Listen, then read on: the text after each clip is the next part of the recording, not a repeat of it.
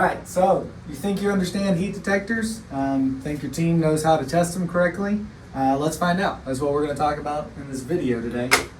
So a little bit of compliance information. So Joint Commission Regulated Facilities, EC235, EP3, still in that series. This may be our last one for our initiating devices.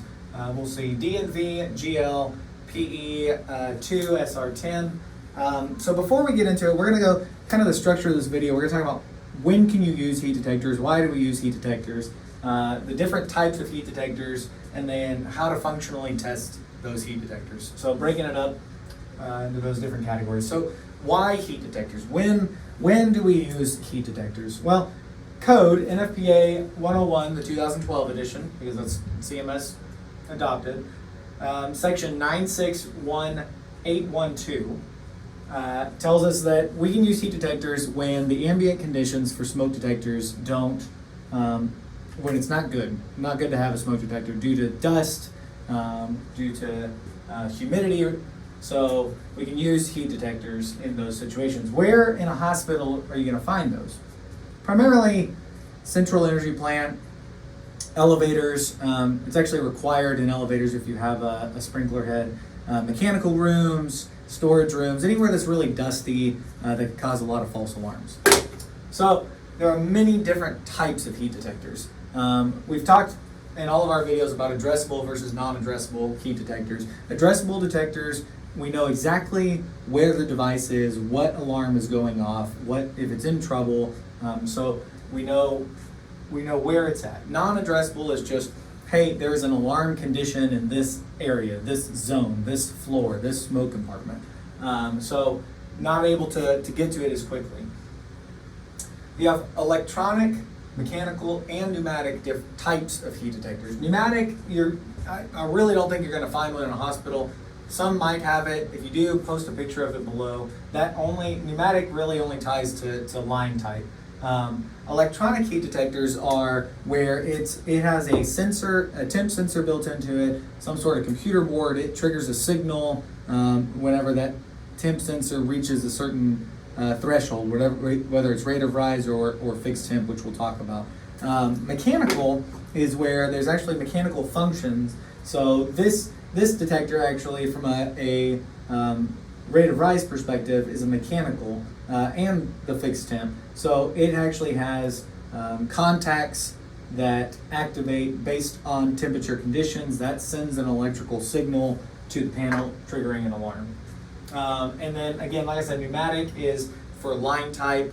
We'll talk real quickly line type. There's two different kinds. There's cords that actually can sense that can sense the temperature, and then there's pneumatic tubes where the pressure differential inside those pneumatic tubes changes and it triggers an alarm. Primarily used in industrial settings. So what we see most of the time in healthcare is spot type detectors. All of these are different spot type detectors that you'll find. Restorable and non-restorable. So a restorable detector simply means that when you test that detector, or when that detector goes into an alarm, once it goes into an alarm and that heat is removed, it will reset back to its normal condition. You still have to reset the panel to get rid of the alarm condition, but the detector itself is resettable. Non-restorable is where it's a one-time use. When it goes off, you throw it away and you replace it. Much like a sprinkler head.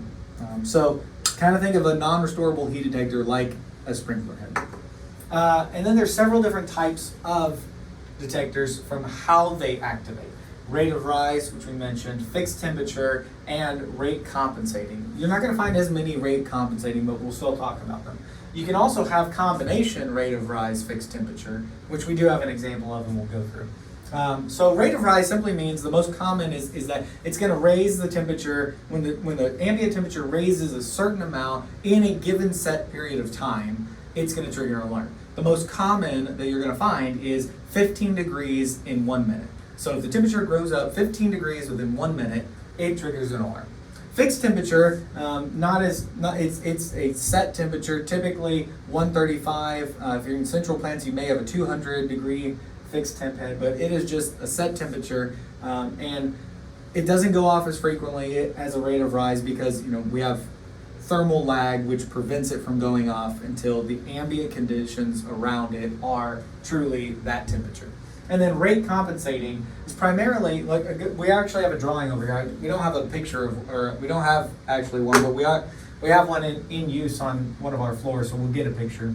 But if you have a probe, a temp probe sticking out of your ceiling that looks like this, that's probably a rate compensating type detector.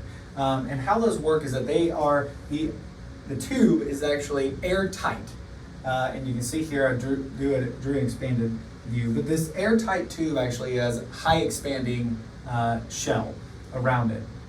And the contacts inside of it, the metal that's inside of it, are low expansion. What this does is it prevents false alarms that may occur with rate of rise type detectors when you have quick fluctuations in temperature changes. So maybe around like your boilers, when you accidentally have steam releases or something like that, and you've got a quick change, a rate of rise would go off. This actually prevents those from going off because you have a high expansion and a low expansion type. You're primarily going to see these with clean agent systems and pre-action systems, pre-action sprinkler systems. Those are the two areas you might see them in your hospital. We do have some for a pre-action system on one of our floors. Okay, so now getting to the actual testing requirements. NFPA 72/2010, which is what's referenced from 2012 edition of 101, requires a semi-annual inspection of the heat detectors. So, and we'll take pictures of these codes and post them below. Why do we do a semi-annual inspection? Drew found a few great examples of why. So this one's actually covered with fireproofing. You can tell it wasn't removed, and we did spray back fireproofing, completely rendered it useless. This one is broken. It may still function, but it is broken, and it's broken some more. So that's why we do a semi-annual visual inspection. And then for functional tests, just like smoke detectors, just like duct detectors, we have to do a functional test. So most manufacturers for your resettable, your restorable type devices tell you, if you look at there and say, use a hair dryer, use some sort of method to test. Some actually will say you can put it in water and whatever. There's way easier ways to do it. So there are several different testing type devices that provide heat. We'll test it, and then when it's removed, you can reset the device. So what's more, those we don't really see problems with. Where we see problems are with our non-restorable spot type detectors. This is actually both. This is a rate of rise restorable and a fixed temp non-restorable. So the rate of rise in this is pressure builds up inside of this air chamber and it vents out of the top. When pressure builds up faster than it can vent out, it triggers an alarm. It also has a fixed temperature. When it hits a certain temperature, then it triggers the alarm as well. But that is a thermal link. So there's a spring inside of here, it melts it, and that spring releases and activates. So that one can't be replaced. So you got to throw it away, put it in there. What's most common is that these aren't tested.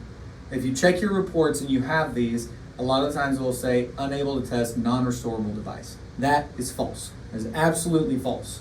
It actually, if you go to the actual device manufacturer and look, most of the time what you have to do is you have to check and see what the resistance across it is. One more thing about these. Fixed temp detectors, after 15 years after being put in service, you have to send them to a lab to be tested.